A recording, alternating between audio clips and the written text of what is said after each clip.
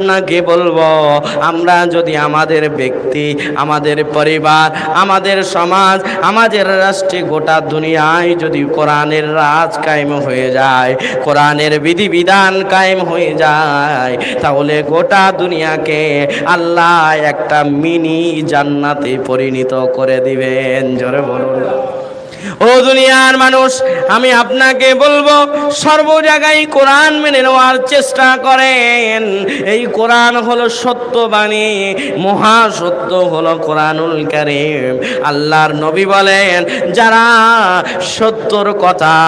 সত্য কথা শোনার পরে সত্যর উপরে চলার চেষ্টা চালিয়ে যায়, তারা কল্যাণের পথ পেয়ে যায়। আর যারা কল্যাণের পথ পেয়ে গেল, তারা যেন জান্নাতি হয়ে গেল। জোরে বলুন। আল্লাহর নবী সাল্লাল্লাহু আলাইহি ওয়াসাল্লাম তার সাহাবায়ে কেরামদের জিন্দেগিটা একবার দেখেন। দুনিয়া বিমুখ তারা ছিলেন, দুনিয়া লোভী ছিলেন না। সাহাবায়ে কেরাম রাদিয়াল্লাহু তাআলা আনহুম আজমাইন, তাদের অন্তরের একটাই ইচ্ছা আকাঙ্ক্ষা ছিল, দুনিয়ায় থাকতে হয় তাই থাকছি, কিন্তু দুনিয়াকে নিজের অন্তরের ভিতরে মহাব্বতে পরিণত করা যাবে না। দুনিয়াটা একটা মাধ্যম, ভালো আমল করব, আল্লাহকে রাজি করব, আর আল্লাহর দয়ার জান্নাতে চলে যাব।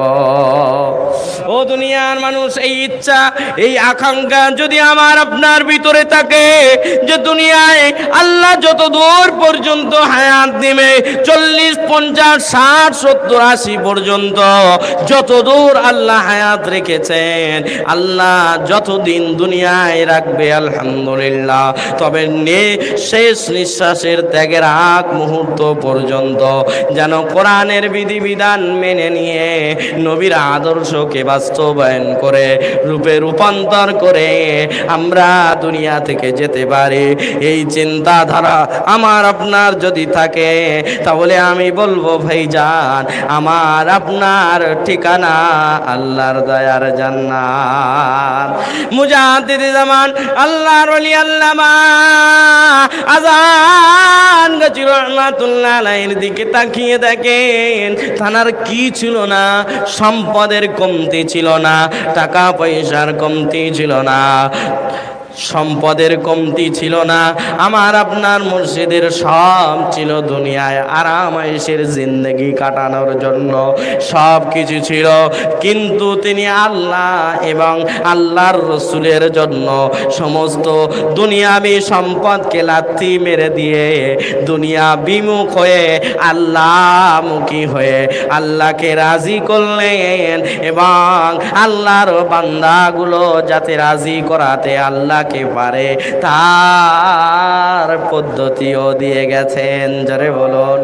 ও দুনিয়ার মানুষ, মুজাদ্দিদে জামান আল্লাহর ওলি আল্লামা আযান গাজী রাহমাতুল্লাহ আলাইহি সাধারণ মানুষগুলোকে যেভাবে একটা কথা বলে গেছেন, তার কথাটা আমার হৃদয় ছুঁয়ে গেছে। ও ভাইজান, মুজাদ্দিদে জামানকে আমরা মানি কেন? আল্লাহ পাওয়ার জন্য। জোরে বলুন সুবহানাল্লাহ। তার খলিফাগণ আছেন, তাদের কাছে আমরা যাই কেন? একটাই উদ্দেশ্য, ওলি এবং যারা বুজুর্গ হয়ে থাকেন, যারা পীর হয়ে থাকেন, যারা দুনিয়া বিমুখ হন না, আখিরাতমুখী হয়ে থাকেন, আমাদের উদ্দেশ্য তার কাছে যাওয়া, এটাই উদ্দেশ্য। সেটা হলো আমরা তার কাছে যাব আর বিবেকের কাছে প্রশ্ন করব, তিনিও তো মানুষ, আমিও তো মানুষ, তানারও চোখ আছে, আমাদেরও চোখ আছে, তানারও হাত আছে, আমাদেরও হাত আছে, তবে তিনি আল্লাহর প্রিয় বান্দা, আর আমি কেন প্রিয় বান্দা হতে পারলাম না? আমরা ওলি, পীর, শায়েখ যাই বলেন না কেন, তানাদের কাছে যাই, তানাদের সোহবতে যাই, নিজেকে আল্লাহওয়ালা বানানোর জন্য। জোরে বলুন সুবহানাল্লাহ। একটা উদাহরণ দিলে আপনি বুঝবেন। একটা মেডিকেল কলেজের স্টুডেন্ট একটা দামি বড় এমবিবিএস ডাক্তারের কাছে যায় সুপরামর্শ নেওয়ার জন্য। তিনি যেভাবে মেহনত করে বড় ডাক্তার হয়েছেন, একটা মেডিকেল কলেজের স্টুডেন্ট ভালো ডাক্তারের কাছে যায় সুপরামর্শ নেওয়ার জন্য। তিনি যেভাবে বলবেন, এই ছাত্রর ভিতরে একটাই আশা, আমিও বড় ডাক্তার হব। ও দুনিয়ার মানুষ, তদ্রূপ আমরা বান্দা আছি, আল্লাহর বন্ধুদের কাছে যাই এই কারণে আমরাও যাতে আল্লাহর বন্ধু হতে পারি। জোরে বলুন সুবহানাল্লাহ। ও আমার আব্বা জানেরা, আমার ভাই জানেরা, এই কথাটা খেয়াল করেন। আমরাও আল্লাহর বন্ধু যেন হতে পারি। তানার দেখার পরে আমার অন্তরে যেন একটা চাপ সৃষ্টি হয়, তিনি পারলো আমি কেন পারবো না। এই একটা ইচ্ছা, এই একটা ক্ষোভ, একটা রাগ অন্তরে চলে আসবে, তিনি পারলেন আমি কেন পারবো না। হয়তো ততটা হবে না, তবে তিনি 100% পেরেছেন, আমি তো 40%ও পারবো। জোরে বলুন। তবে চেষ্টা করতে হবে আল্লাহর প্রিয় হওয়ার জন্য। আমরা পীর আউলিয়া ওলিদের কাছে যাই আল্লাহর প্রিয় হওয়ার জন্য। জোরে বলুন। ও আমার আব্বা জানেরা, আমার ভাই জানেরা, ও মুসলমান ঘরের ছেলে মেয়েরা, ভালো করে তোমরা শুনে রেখে দাও। বিশেষ করে আমার যুবক ভাইরা, বর্তমান সমাজ কিন্তু খুব খারাপ পরিস্থিতির মধ্যে দিয়ে চলছে। আমি যুবক ভাইদেরকে বলবো, তোমার যুবক বয়সের ইবাদতটা আল্লাহ বেশি পছন্দ করে। জোরে বলুন। আমি তোমাকে বলবো, বেশি আমল তোমার করতে হবে না, তুমি সময় মতন নামাজ আদায়টা করো, 5 ওয়াক্ত নামাজ বিনা কাজাই পড়ো। তুমি বলো, ও মাওলানা সাহেব, আমি তো গুনাহ ছাড়তে পারছি না, আমি অনেক নেশার সাথে জড়িত, আমি ওইগুলো আগে ছাড়বো, তারপরে নামাজের দিকে আসব। আমি বলবো, না ভাইজান, ও যুবক আমার ভাইরা, তুমি যদি এই চিন্তা করো আমি পরিপূর্ণ পবিত্র হয়ে নামাজে আসবো, আমি বলি কিয়ামত হয়ে যাবে, তারপরেও তুমি নামাজে আসতে পারবে না। ও আমার আব্বা জানেরা, ও যুবক ভাইরা, আমি তোমার হাতে না ধরে পায়ে ধরে বলছি, তুমি দুনিয়ায় যেখানে আসো, স্কুল কলেজে যেখানেই থাকো না কেন, আমি তোমাকে স্কুল ছেড়ে দিয়ে মাদ্রাসায় ভর্তি হওয়ার কথা বলছি না, তোমাকে কলেজ ছেড়ে দিয়ে মাদ্রাসায় আসার কথা আমি বলছি না। তবে তুমি যে জায়গায় আছো, তুমি এক আদর্শ আল্লাহর বান্দা হয়ে যাও, নামাজি বান্দা হয়ে যাও, কোরআন তেলাওয়াত করনে ওয়ালা বান্দা হয়ে যাও, খাঁটি ঈমানওয়ালা হয়ে যাও। আল্লাহ অন্তর দেখবেন, তোমার কতটা কি আছে আল্লাহ দেখবে না, তোমার শরীর কেমন, তোমার শরীরের গঠন কেমন, তুমি কালো না ফর্সা, তুমি কেমন লম্বা না ভেটে, তুমি কেমন, আল্লাহ কিছু দেখবে না, লম্বা খাটো কিছু দেখবে না। আল্লাহ রব্বুল আলামিন যদি দেখেন তাহলে অন্তরটা দেখবেন, আমার বান্দা আমি রবকে কতটা ভালোবাসে। জোরে বলুন।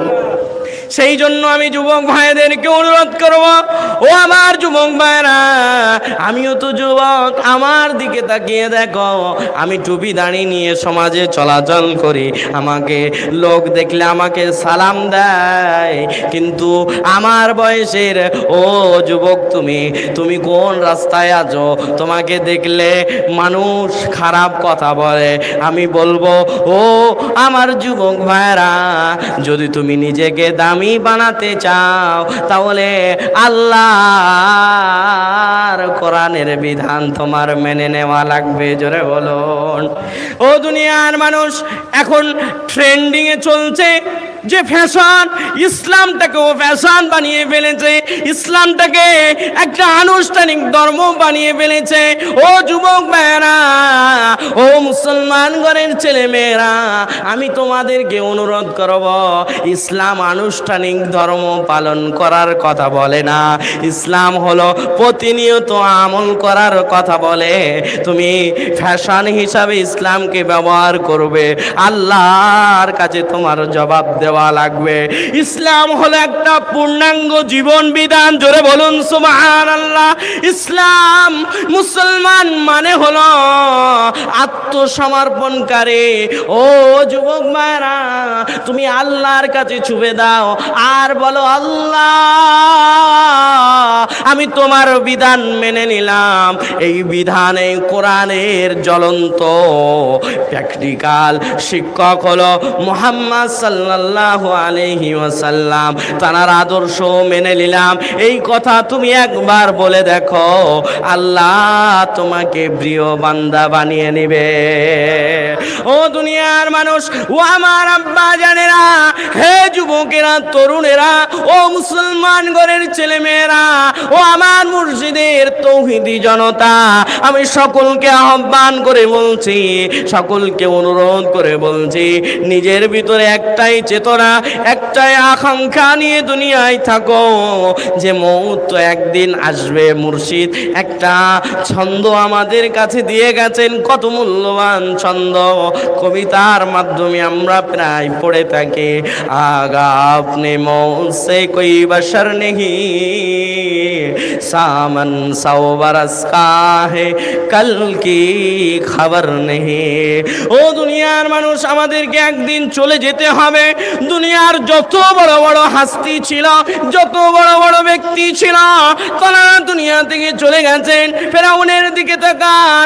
ও দুনিয়ার মানুষ, একটু পৃথিবীর শুরু থেকে নিয়ে আজ পর্যন্ত একটু ইতিহাসটা তালাশ করে দেখো, যাদের মালিক ছিল, যাদের রব ছিল, যারা আল্লাহকে মেনে নিয়েছিল, দুনিয়ায় একটু কষ্ট হলেও তাদের শেষ কিন্তু ভালোই হয়েছিল, জোরে বলুন। ও দুনিয়ার মানুষ, যারা দুনিয়ার জালেম হবে, যারা আল্লাহ বিদ্বেষী হবে, যারা নবী বিদ্বেষী হবে, তারা দুনিয়ার প্রথম জিন্দেগিটা হয়তো একটু আনন্দে, একটু খুশিতে, একটু ক্ষমতা নিয়ে দুনিয়ায় থাকবে, তবে আল্লাহর ধরা বড় মারাত্মক ধরা। ইন্না বাতশা রাব্বিকা লাশাদীদ। আল্লাহ ধরে না, ধরে না, তবে আল্লাহ ধরলে ছাড়ে না। কি বলেন, ঠিক না? কষ্ট হচ্ছে আপনাদের?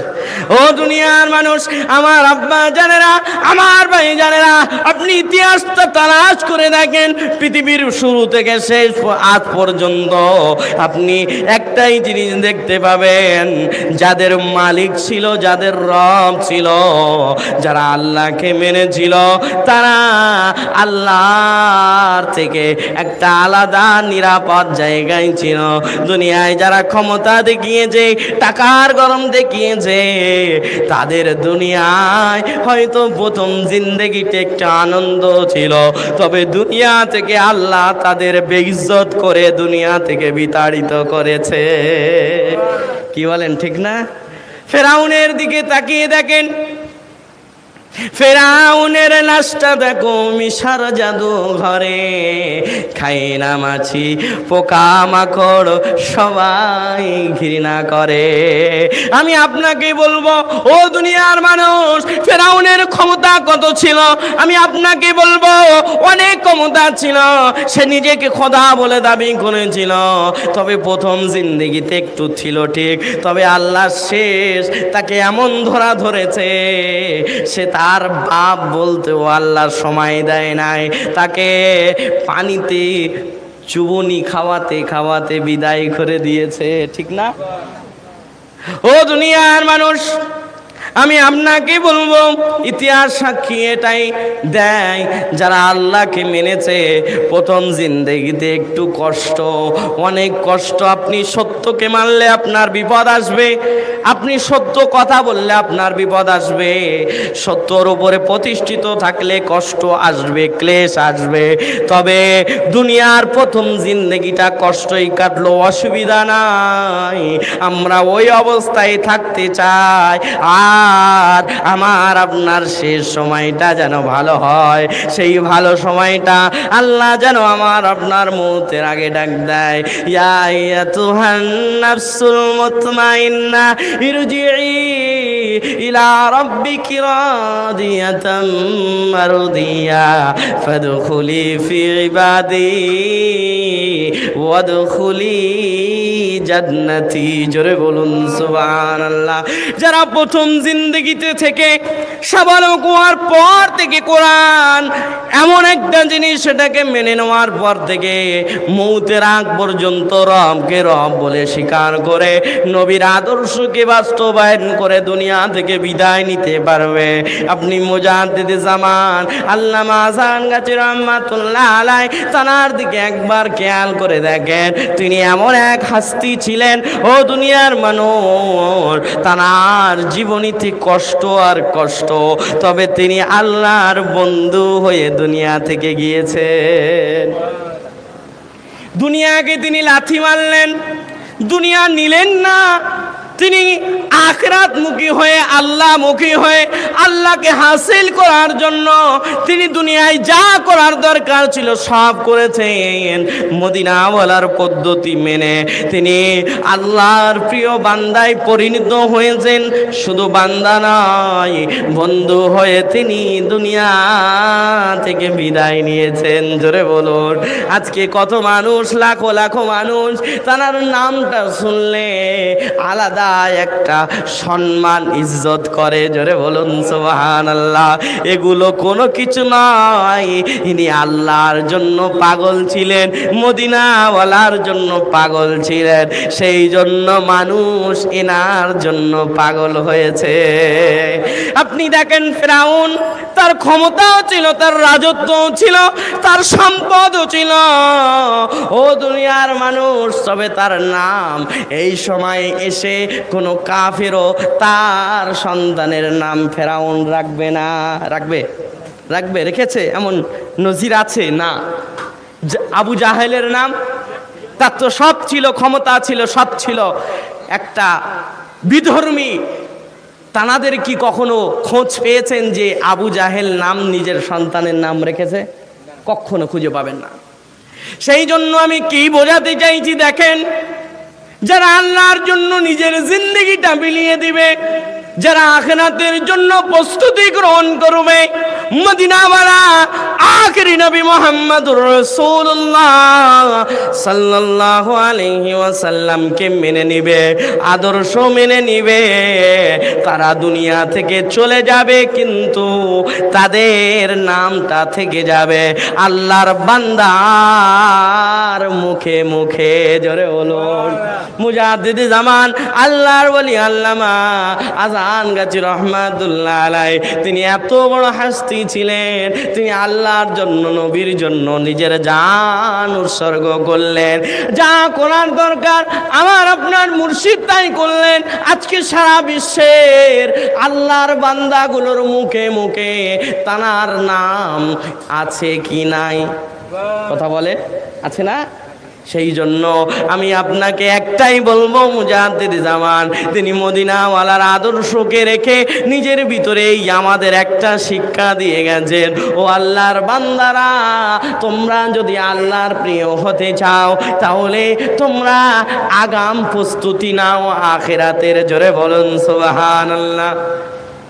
আমি আপনি যদি প্রিয় হতে চাই, আমি আপনি যদি জান্নাতি হতে চাই, দুনিয়ার এই জেলখানা থেকে আমরা যদি মুক্তি পেয়ে আমরা আমাদের জান্নাতে যেতে যদি আমরা চাই, তাহলে আমাদের করণীয় কি হবে? দুনিয়ায় থাকবো কিন্তু দুনিয়ার মায়া থাকবে না। জোরে বলুন সুবহানাল্লাহ। একটা আপনাদের ছোট্ট একটা মিসাল আপনাদের সামনে পেশ করি, ভালো করে শোনেন। এক ব্যবসায়ী ব্যবসা করতে যাবেন, বাণিজ্য করতে যাবেন বাইরের দেশে। নিজের বিবিকে বলে, ও বিবি তোমার কি লাগবে বলো। বিবি বলে, আমার অমুক জিনিস লাগবে। সকলেই নিজের ইচ্ছার কথা প্রকাশ করলো, আর তিনি বাইরে যাবেন, সকলের জন্য এক একটা জিনিস নিয়ে আসবেন, যা চাইবে। ও দুনিয়ার মানুষ, ওই ব্যবসায়ীর শখ ছিল একটা তোতা পাখি বা পোষা, তিনি পুষতেন একটা তোতা পাখি, যে পাখি কথা বলতে পারে। কথা বলতে পারে বলতে তাকে শেখালে বলতে পারে। ও দুনিয়ার মানুষ, ওই ব্যবসায়ী এক এক করে সকলকে জিজ্ঞাসা করলো, তোমার কি লাগবে, তোমার কি লাগবে, তোমার কি লাগবে। ও দুনিয়ার মানুষ, শেষে ব্যবসায়ী ওই বাণিজ্যিক তিনি নিজের পোষা পাখি তোতাকে জিজ্ঞাসা করে, তোতারে তোর কি লাগবে বল। তোতা তার ভাষায় তার মালিককে বুঝিয়ে দিল। মালিক বুঝে গেল। মালিক ব্যবসার জন্য বিদেশে রওনা দিল। ও দুনিয়ার মানুষ, ও যুবকেরা, তরুণেরা, ও আমার আব্বা জানেরা, ও আমার বাপেরা, ভালো করে মন দিয়ে কথাটা শোনো। বিশেষ করে আমার যুবক ভাইরা কথাগুলো শোনো, অন্তরের কান দিয়ে শোনো।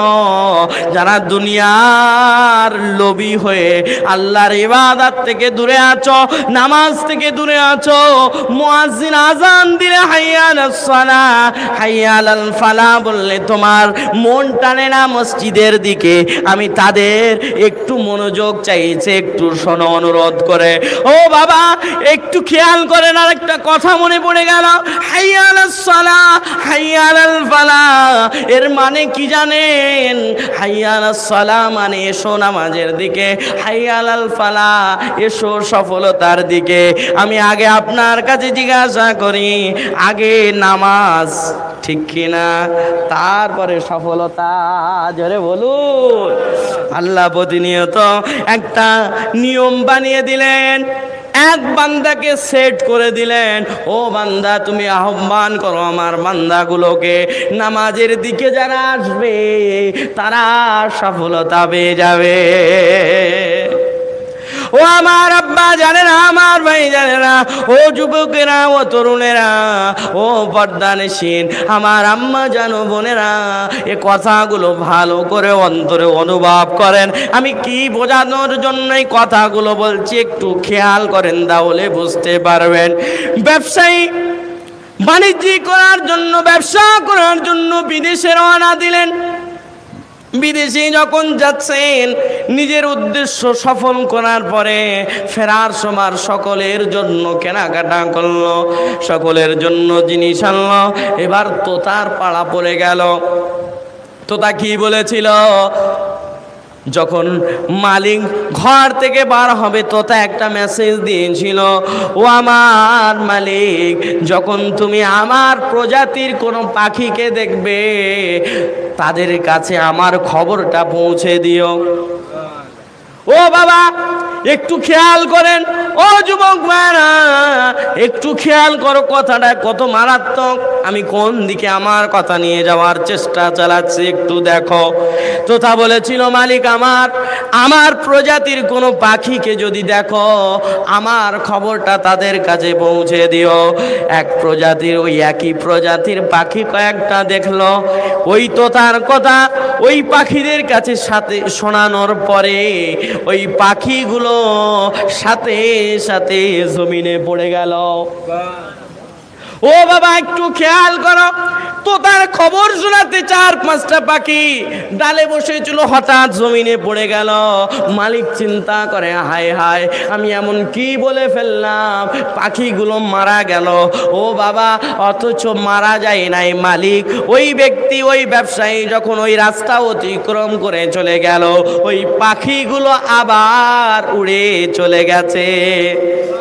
এই কথাটা মালিক দেখার পরে, ও বাবা, বাড়ি আসার পরে সকলের কাছে খবর, নিজেদের জিনিসগুলো, সকলের পছন্দের জিনিসগুলো এক এক করে দিতে শুরু করলো। এবার তোতার পালা। তোতার কাছে আসার পরে বলছে, ও তোতা, তোমার কথা যখন আমি তোমার প্রজাতির পাখিদের কাছে বললাম, দেখলাম তারা সাথে সাথে জমিনে পড়ে মারা গেল। ওদের খবর এই তোতাকে শোনানোর সাথে সাথে এই তোতা খাঁচার ভিতর মরে পড়ে আছে এমন মনে হচ্ছে। জোরে বলুন। ও বাবা, একটু দেখেন, ও যুবক ভাইরা, ওই তোতাদের কথা শোনার পরে এই তোতা বুঝতে পেরেছে যদি এখান থেকে ছাড় পেতে হয় আমার মোরার ভান করা লাগবে। তাহলে মালিক মনে করবে হায় হায় আমার তো দাদা হয়তো মারা গেছে, এই জন্য খাঁচাটা গলার পরে পাখিটাকে নিয়ে একটা কোথাও ফেলে দেবে। এই নিয়ে এই বুঝতে পেরে সে মরণের ভান করলো, মৌতের ভান করলো। সাথে সাথে মালিক আফসোস করলো হায় হায় আমি কি করলাম, আমার এত সুন্দর তোতাটা মারা গেল, আমি এখন কি করব, এখন কি করব আমার ভালোবাসার তোতা। ও বাবা, তখন মালিক কি করলো, ওই তোতাটাকে নিয়ে আবার যেমন নিয়ম ফেলে দিল। সাথে যাতে যখনই ফেলে দিল ওই তোতাটা উড়াল দিয়ে নিজের সাথীদের কাছে চলে গেল। ও বাবা, এই ঘটনার দ্বারা আমি আপনি কি বুঝলাম, যদি জেলখানা থেকে অর্থাৎ আমার আপনার যদি মুক্তি পেতে হয়, আমার আপনার যদি ছাড় পেতে হয়, তাহলে আমাদেরকেও মরার ভান করতে হবে। এর মানে কি দুনিয়ায় থাকবো তবে দুনিয়ার মোহাব্বত ভালোবাসা থাকবে না। আমি প্রস্তুত, আল্লাহ যখনই ডাক দিবে আমি আল্লাহর ডাকে সাড়া দেওয়ার জন্য প্রস্তুত। জোরে বলুন ও দুনিয়ার মানুষ, যদি আমি আপনি দেখি মৌতের আগে একবার যদি মরে দেখি তাহলে কি হবে। আমি এটা প্রায় জায়গায় বলেছি, অনেক জায়গায় বলেছি। আপনি একবার খেয়াল করে দেখেন, আপনি দুনিয়া নিয়ে পড়ে আছেন, আপনি আখিরাতের চিন্তা আপনার মাথায় নাই। আমি আপনাকে বলবো আপনি একবার মরার ভান করে দেখেন, তাহলে আপনি বুঝতে পারবেন আপনার অবস্থাটা কোথায়। আপনি একবার ভান করেন অথবা মনেই করেন, একবার যখন বিছানায় ঘুমাবেন তখন আপনি মনে করবেন আমি দুনিয়া থেকে বিদায় নিয়েছি। আপনি মনে মনে ভাববেন, আপনার যখন মরণের খবর পৌঁছে যাবে সকলের কাছে, বিবি কান্না শুরু করবে, সন্তান কান্না শুরু করবে, আস্তে আস্তে আত্মীয় স্বজনের কাছে খবর পৌঁছে যাবে। ও বাবা, ও আমার আব্বা জানে না, আমার ভাই জানে না, সকলের কাছে যখন খবর পৌঁছে যাবে, ওই খবর পৌঁছানোর পরে এক দল যাবে বাজারে কাফন কেনার জন্য, আর এক দল যাবে বাসতলায় কোনো যেখানে কবরস্থান আছে সেখানে কবর খোঁড়ার জন্য চলে যাবে। কেউ প্রস্তুতি নিবে গোসল দেওয়ার জন্য। ও বাবা, এক জায়গা থেকে আওয়াজ আসবে, লাশকে বেশিক্ষণ দুনিয়ায় রাখতে নাই, আপনাকে দাফন করে দেওয়ার জন্য ব্যস্ত হয়ে পড়বে। আপনি দেখেন ভেবে, আপনার যদি নিঃশ্বাসটা আল্লাহ নিয়ে নেয়, আপনার যদি জান নামক পাখিটা আজরাইল নামক পাখি দিয়ে যদি উড়িয়ে নিয়ে চলে যায়, তাহলে আপনার আর কোনো মূল্য থাকবে না। যে বিবির সাথে কত মিল মহাব্বত ভালোবাসা, কত দিনের সম্পর্ক, এক বিছানায় দিন কাটানো, ওই বিবিও পর্যন্ত বলবে লাশকে তাড়াতাড়ি দাফনের ব্যবস্থা করো। আপনাকে স্বামী আর বলবে না, লাশ বলে আখ্যায়িত করবে। ও বাবা, আমি আপনার হাতে না ধরে পায়ে ধরে বলবো, দুনিয়ার আপনার কেউ খবরের আপনার হিসাব দিতে যাবে না। খবরের হিসাব যদি দেওয়া লাগে আপনাকেই দেওয়া লাগবে। জবাব যদি দেওয়া লাগে হাসরের ময়দানে আল্লাহর কাঠগড়ার সামনে দাঁড়িয়ে যদি জবাব দিতে হয়, তাহলে আপনাকেই দিতে হবে। আপনার সহযোগিতা করার জন্য কেউ যাবে না। কবরে একমাত্র সঙ্গী হবে মদিনাওয়ালার নবী, আমার আপনার কলিজার টুকরা মুহাম্মাদুর রাসূলুল্লাহ। জোরে বলুন। সেই জন্য দুনিয়ায় ভালোবাসা যদি বা কাউকে দিতে হয়, তাহলে মদিনাওয়ালাকে বাসো। জোরে বলুন সুবহানাল্লাহ। দুনিয়ার মানুষ নিজের বাবা মা হাসরের ময়দানে আমার আপনার ভুলে যাবে। আমার আপনার বলবে আমার দুনিয়ায় কোনো সন্তান ছিল, এটা আমি বিশ্বাস করি না, তুমি সরে যাও। আল্লাহর কাছে বলবে আল্লাহ আমার সন্তান ছিল, আমি এটা বিশ্বাস করি না। আল্লাহ তুমি আমাকে বাঁচাও। ও দুনিয়ার মানুষ, নিজের পিতা মাতা যদি এই কথা বলে, আর অন্য কেউ কি বলবে? ওটা আমার আপন ছিল, আমার সাথে যাও, আমি জান্নাতে নিয়ে যাব বলবে। হযরত ইব্রাহিম আলাইহিস সালাতু ওয়াস সালামের দিকে একবার তাকিয়ে দেখেন, তিনি এত বড় পয়গম্বর এবং আল্লাহর খলিলুল্লাহ, তিনি আল্লাহর বন্ধু। তিনি বলবে, আল্লাহ আমার পিতার সাথে তুমি কি ব্যবহার করবে আমি জানি না, তবে আমাকে তুমি বাঁচাও। ইয়া রাব্বি নাফসি। ঈসা আলাইহিস সালাতু ওয়াস সালাম তিনি বলবেন, আল্লাহ আমার মা মারিয়ামের সাথে তুমি কি আচরণ করবে সেটা তোমার ব্যাপার, তবে ইয়া রাব্বি নাফসি, আমাকে বাঁচাও। এত বড় বড় পয়গম্বররা যদি এমন কথা বলতে পারে, ও বাবা আমার আপনার কেউ কি বাঁচানোর আছে? এত বড় বড় পয়গম্বর যদি নিজের জন্য আল্লাহর কাছে ক্রন্দন করে, আল্লাহ আমাকে বাঁচাও, তাহলে এমন কার সাহস আছে আমাকে আপনাকে হাত ধরে জান্নাতে নিয়ে যাবে? যদি আমার আপনার জান্নাতে নিয়ে যাওয়ার ক্ষমতা থাকে, তাহলে মদিনাওয়ালা নবী, কামলিওয়ালা নবী, আখিরি নবী মুহাম্মাদুর রাসূলুল্লাহর ভিতরে আছে। জোরে বলুন সুবহানাল্লাহ। ও বাবা, একটা উদাহরণ আপনার কাছে শোনেন। আমার পিতা আছে, আমার পিতার সম্পদ অনেক আছে, আমার পিতাকে ছেড়ে কি আমি আমার চাচাকে নিয়ে টানাটানি করব নাকি? বলেন। যদি আমার পিতা সব দিক দিয়ে ঠিক আছে, আমার পিতা দুনিয়ায় আছে, তারপরেও আমার পিতার সামনে যদি অপর কাউকে বলি আমার চাচা হলো আসল, আমার চাচা সবচাইতে প্রিয়, আচ্ছা এই কথা যদি নিজের বাপ শোনে, বাপের মনে কষ্ট লাগবে কি লাগবে না? বলেন। বাপ কি সম্পদ দেওয়ার জন্য আর প্রস্তুত থাকবে? বলেন না না, আমি দুনিয়ায় জীবিত থাকার পরেও আমার থেকে যেহেতু তোর চাচা তোর কাছে প্রিয়, যা যা, আমার কাছে আর আশা লাগবে না, তোর চাচার কাছে যা, বলবে না? ও বাবা, এটাই খেয়াল করেন, আমার আপনার সুপারিশ করার জন্য মদিনাওয়ালা নবী আছে। জোরে বলুন। যিনি দুনিয়ায় জন্মগ্রহণ করার পরে তিনি সেজদায় রত হতে দেরি করেন নাই। জোরে বলুন। তিনি ওই মাসুম অবস্থায়, ওই শিশু অবস্থায় সেজদায় রত হয়ে আম্মা যেন আমেনা বলেন, আমার বাচ্চা যেন ওই ছোট ঠোঁট নাড়িয়ে নাড়িয়ে কি বলছে? জোরে বলুন। মুহাদ্দিসিনে কেরাম তারা ব্যাখ্যা করেছেন, শিশু নবী মুহাম্মাদুর রাসূলুল্লাহ সাল্লাল্লাহু আলাইহি ওয়াসাল্লাম ওই অবস্থায় নিজের উম্মতের কথা আল্লাহর কাছে জানাচ্ছিলেন। জোরে বলুন। তিনি দুনিয়ায় আসার পরে উম্মতি উম্মতি, তিনি দুনিয়ায় থাকা অবস্থায় উম্মতের জন্য কান্না করলেন।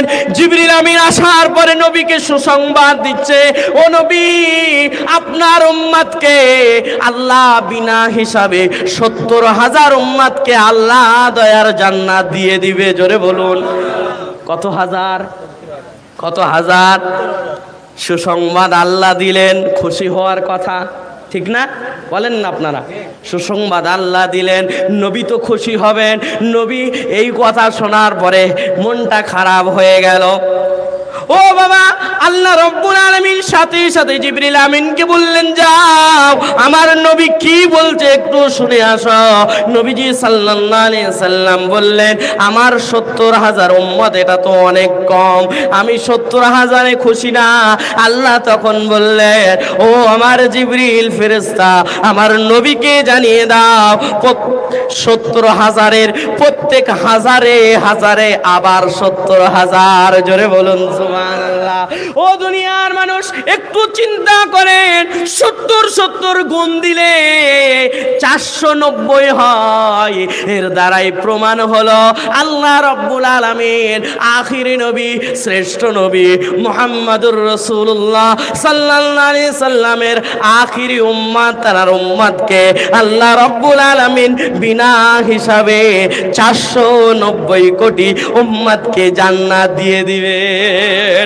ও বাবা, এই হাদিসটা কত আমার আপনার খুশি হওয়ার কথা। আমি আপনি যদি ওই ৪৯০ 90 কোটির ভিতরে থেকে যায়, আমার আপনার নসিব খুলে যাবে, আমরা বিনা হিসাবে জান্নাতে চলে যাব। এটা আখিরি নবী ছাড়া অন্য কোন নবীর দ্বারা এটা সম্ভব নয়। আমার আপনার নবী শ্রেষ্ঠ নবী, আমার আপনার কলিজার টুকরা মুহাম্মাদুর রাসূলুল্লাহ সাল্লাল্লাহু আলাইহি ওয়াসাল্লামের বরকত জোরে বলুন। ও নবী, ও আমার প্রিয় ভাইরা, আমার আপনার নবী মুহাম্মাদুর রাসূলুল্লাহ সাল্লাল্লাহু আলাইহি ওয়াসাল্লাম উম্মতের জন্য এত কাঁদলেন। ও বাবা, আরো অনেক ঘটনা আছে, বেশি দূরে যাব না। নবী যখন আল্লাহ রাব্বুল আলামিন যখন আজরাইল আলাইহিস সালামকে নবীর দরবারে পাঠিয়ে দিলেন, ও বাবা, তখনও পর্যন্ত আল্লাহর কাছে আরজি করেছিলেন, আল্লাহ আমি যদি চলে যাই আমার গুনাহগার উম্মতের হালাত কি হবে? জোরে বলুন, আরেকটু জোরে বলুন। ও বাবা, ও আমার আব্বা জানেরা, আমার ভাই জানেরা, আল্লাহ তখন জিবরিল আমিনের মাধ্যমে জানিয়ে দিয়েছিলেন, ও নবী তোমার উম্মতের আমি আল্লাহ দায়িত্ব নিয়ে নিলাম। ও বাবা, এমন নবী পেয়েছি, ওই নবী ছাড়া কারোর প্রতি আমরা ডিপেন্ডেন্ট হব না, ওই নবী ছাড়া আমরা কারোর প্রতি আশা রাখবো না, কারণ আমার আপনার নবী আছে। নবী ছাড়া অপরের প্রতি যদি আমরা আশা রাখি যে অমুক ব্যক্তি আমাকে হাত ধরে জান্নাতে নিয়ে যাবে, নবী বেজার হবে কি হবে না? হ্যাঁ, কোন ব্যক্তি যদি বলে, আমি আপনাকে হুঁশিয়ার করে দিচ্ছি, কোন ব্যক্তি যদি বলে যে অমুক ব্যক্তি জান্নাতে আমাকে হাত ধরে নিয়ে যাবে, তার কথা আপনি নেবেন না, কারণ আমার আপনার সুপারিশ করার জন্য একদম আল্লাহর তরফ থেকে সিল মোহর আল্লাহ মেরে দিয়েছেন, আখিরি নবী আমাদের সুপারিশ করবেন। জোরে বলুন সুবহানাল্লাহ। নবীরা হাসরের ময়দানে কথা বলতে ভয় পাবে। হ্যাঁ, আদম আলাইহিস সালাতু ওয়াস সালামের কাছে সমস্ত ব্যক্তিরা দৌড়াবে, সমস্ত নবী বলবে আমি পারবো না, এটা আমার কাজ না। শেষবেশ ঈসা আলাইহিস সালাতু ওয়াস সালাম বলবেন, যাও আখিরি নবীর কাছে দৌড় দাও, তার কথা আজকের হাসরের ময়দানে গ্রান্টেড হবে এবং আল্লাহ শুনে নিবে। জোরে বলুন সুবহানাল্লাহ। সকলেই এসে দেখবে নবী সেজদায় রত। জোরে বলুন না সুবহানাল্লাহ।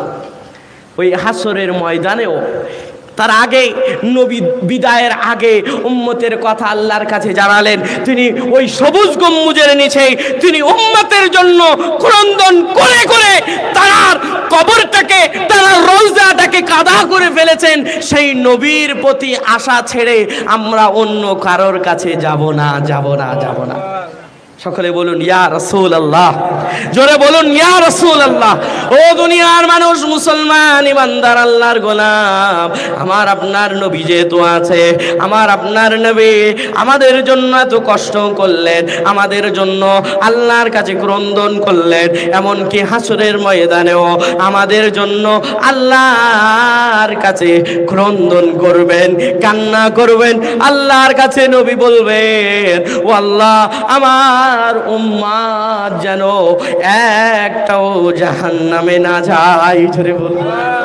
আমার আপনার জন্য একটা খুশির সংবাদ শুনে রেখে দেন। এক হাদিস আপনাদের কাছে শোনাই।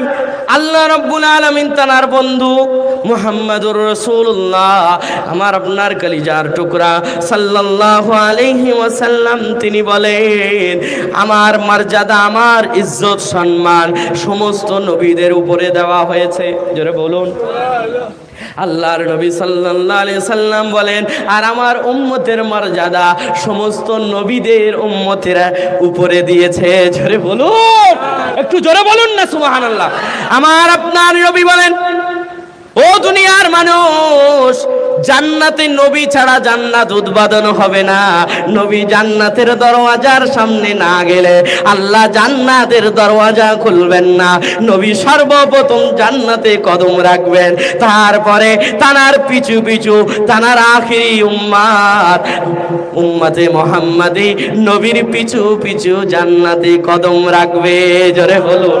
ও আমার আব্বা জানেরা, আমার ভাই জানেরা, আমার আপনার কবরের সঙ্গী হবে, সাহায্যকারী হবে আমার আপনার নবী। সেই জন্য দুনিয়ায় যতটা পারবেন নবীর আদর্শ মানার চেষ্টা চালাতে হবে। জোরে বলুন সুবহানাল্লাহ। যে কথাটা আমি বলছিলাম ওখান থেকে এত দূরে আসলাম। ও বাবা, আমি আপনাদেরকে কি বোঝাতে চাই, এখানে আরেকটা কথা আপনাদের বুঝিয়ে রাখি, শুনে রেখে দেন। মুজাদ্দিদে জামান আল্লাহর ওলি আল্লামা হাসানগাছী রহমাতুল্লাহ আলাইহি তিনি আল্লাহর বান্দাগুলোকে আল্লাহর দিকে ঠেলে দিয়েছেন। জোরে বলুন। তিনি নিজের দিকে টানেন নাই, তিনি এমন শর্ত দেন নাই যে আমার কাছে তোমার আসতেই হবে, এটা বাধ্যতামূলক তিনি বলেন নাই। তিনি বলেছেন আমি কোরআন হাদিস রিসার্চ করে করে, কোরআনকে সামনে রেখে, নবীর হাদিসকে সামনে রেখে, নবীর আদর্শকে সামনে রেখে আমি 4টে ক্যাটাগরি এনেছি। এই 4টে ক্যাটাগরি এর ভিতরে তোমাদের থাকতেই হবে। জোরে বলুন, একটাও বাদ দেওয়া চলবে না।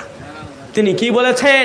তিনি আল্লাহর দিকে ঠেলে দিয়েছেন। এর বড় প্রমাণ হলো দরবারে যেই যাক, হাক্কানি আঞ্জুমান আমার মুর্শিদের প্রতিষ্ঠানে যেই যাক, সর্বপ্রথম প্রশ্ন করা হয় বাবা তুমি নামাজ পড়ো কিনা?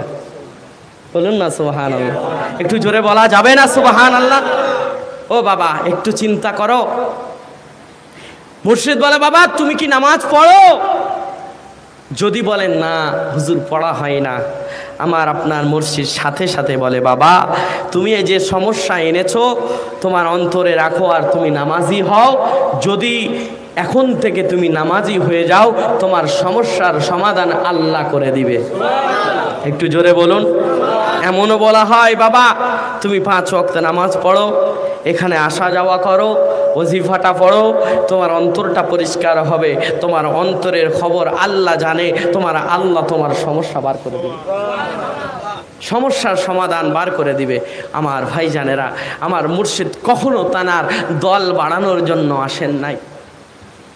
হয়তো কিছু ব্যক্তি হাসানগাছী রহমাতুল্লাহ আলাইহির নাম নিয়ে চলবে, বড় কথা বলবে, কিন্তু আমরা অন্য কোনো ব্যক্তিকে দেখব না, আমরা হাসানগাছী রহমাতুল্লাহ আলাইহির আদর্শ দেখব।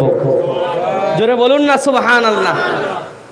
নবীজি সাল্লাল্লাহু আলাইহি সাল্লাম তিনি চলে যাওয়ার পরে আস্তে আস্তে আস্তে আস্তে এখন আরবের অবস্থাটা কি বলেন? দামি জায়গা, কিন্তু সময় পরিপ্রেক্ষিতে অনেক কিছু হয়, তবে ওই জায়গাটা অনেক দামি নবীর বরকতে। জোরে বলুন সুবহানাল্লাহ। হাসানগাছী রহমাতুল্লাহ আলাইহি তানার উদ্দেশ্য একটাই ছিল, সেটা হলো সাধারণ মানুষগুলো যারা কোরআন বোঝে না, হাদিস বোঝে না, তানাদের কাছে এই কথাগুলো যদি তুলে ধরা হয়, দরবার থেকে বলা হয় বাবা এই কথার উপরে বেশি বয়ান করবে, যে সাধারণ মানুষগুলো যাতে বুঝতে পেরে তারা যেন আল্লাহ চিনতে পারে, আল্লাহর জন্য নিজের সব কিছু উজাড় করে দিয়ে আল্লাহর কাছে প্রিয় হতে পারে, এবং তাদের আখিরাত যাতে সুন্দর হয় এবং তারা যেন জান্নাতে যেতে পারে। জোরে বলুন সুবহানাল্লাহ। ও দুনিয়ার মানুষ, আমার আব্বা জানেরা, আমার ভাই জানেরা, আমি আপনাদেরকে বলবো আমার আপনার নবী মুহাম্মদুর রাসূলুল্লাহ সাল্লাল্লাহু আলাইহি ওয়াসাল্লামের আদর্শ যদি আমি আপনি অন্তরে নিয়ে আসতে পারি, তাহলে আমার আপনার আখিরাত সুন্দর হবে, এটাই গ্যারান্টি। জোরে বলুন সুবহানাল্লাহ। আমি যে কথাটা বলছিলাম, আপনি মরণের আগে একবার মরে দেখেন আপনার অবস্থাটা কি হয়। আমি আপনাকে অনুরোধ করব, আমি আপনি যখন দুনিয়া থেকে চলে যাওয়ার ভান করে একবার বিছানায় মাথাটা রাখার পরে যদি চিন্তা করতে পারি, আমি যা বলছিলাম বিবিও বলবে, সন্তানও বলবে, না না আর বেশি দেরি করা যাবে না, তাড়াতাড়ি দাফনের ব্যবস্থা করো, তাড়াতাড়ি জানাজার ব্যবস্থা করো। বিবি আপনাকে একবারও বলবে না আমার স্বামীর সাথে কতদিনের সম্পর্ক, একই বিছানায় অনেক দিন অনেক রাত কাটিয়েছে, আর একটি রাত আমার স্বামীর সাথে শেষ রাত কাটাতে চায়। ও বাবা, আপনি যখন দুনিয়া থেকে চলে যাবেন আপনার বিবিটাও আপনার পাশে থেকে সরে যাবে, ভয় পাবে। কি বলেন? ঠিক না? ঠিক না? এটাই হলো বাস্তবতা। আমার আপনার আখিরাত যদি সুন্দর না হয়, আমি আপনি যদি দুনিয়াটাকে কাজে না লাগাতে পারে, তাহলে আমার আপনার কপালটা পুড়ে যাবে। সেই জন্য আমি আপনাদেরকে অনুরোধ করব, মৌতের আগে আমরা সব প্রস্তুতি নিয়ে রাখবো, আর মৌতের আগ মুহূর্তে আল্লাহ যেন খুশি হয়ে একটা ডাক দেয়, আমরা যেন শুনতে পাই। আল্লাহ তুমি তৌফিক দাও। একটু জোরে বলুন আমিন। সেই ডাকটা হলো ইয়া আইয়াতুহান নাফসুল মুতমাইন্নাহ, হে মুতমাইন নাফস, হে পুত পবিত্র আত্মা, ইরজিই ইলা রাব্বিকি রাদিয়াতাম মারদিয়া। আল্লাহ বলবে ফেরত আসো, ইলা রাব্বিকি রাদিয়াতাম মারদিয়া, ওই রবের দিকে যে রব তোমার প্রতি খুশি। জোরে বলুন ইরজিই ইলা রাব্বিকি রাদিয়াতাম মারদিয়া, যে রবের প্রতি তুমি খুশি ছিলে, আজকে সেই রব তোমার শেষ সময়ে ঘোষণা দিচ্ছে সেই রবও তোমার প্রতি খুশি। জোরে বলুন সুবহানাল্লাহ। আল্লাহ তখন বলবে ফাদখুলি ফি ইবাদি ওয়াদখুলি জান্নাতি, ও আমার বান্দা, আমার আরো বান্দার অন্তর্ভুক্ত, ইবাদি বান্দার অন্তর্ভুক্ত হও, আর তোমরা মিলে জান্নাতে চলে যাও। একটু জোরে বলা যাবে না সুবহানাল্লাহ?